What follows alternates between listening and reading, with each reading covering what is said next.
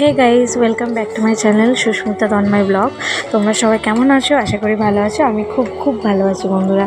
তো চলো দেখে নাও, আজকে আমি একটা নতুন ব্লগ নিয়ে এসেছি। আমি কালী পুজো বাড়ি গেছিলাম, তো আমাদের গ্রামের কালী পুজো।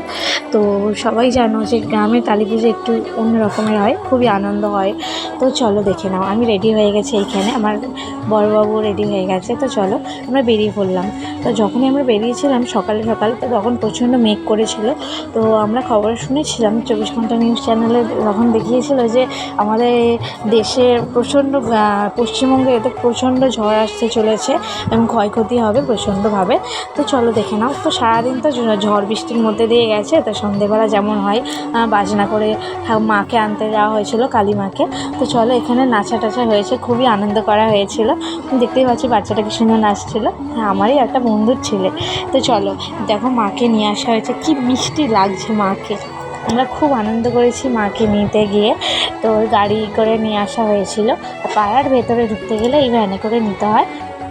তো চলো, এদিকে ফাংশান শুরু হয়ে গিয়েছিলো। আমাদের 3 দিনের প্রোগ্রাম ছিল বন্ধুরা। তো 3 দিনে একদিন নাচ গান হয়েছিল, পরের দিনকে খেলাধুলা হয়েছিল, পরের দিনকে মানে 3 দিনের মাথায় বিসর্জন হয়েছিল, মাকে বিসর্জন করিয়েছিল। তো দেখতেই পাচ্ছ আমরা খুবই আনন্দ করেছি। বাইরে থেকে ডান্স গ্রুপ নিয়ে এসেছিলো কলকাতা থেকে, তো নিয়ে এসে খুবই এনজয় করা হয়েছে। আমাদের নাচ টাচ হয়েছিল গ্রামের সব বাচ্চারা মিলে। তারপরে তো না, গানটা তো আছেই। গানটা তো খুবই ভালো লাগে মানুষের। আমি দেখেছি বন্ধুবান্ধবদের সবারই ভালো লাগে।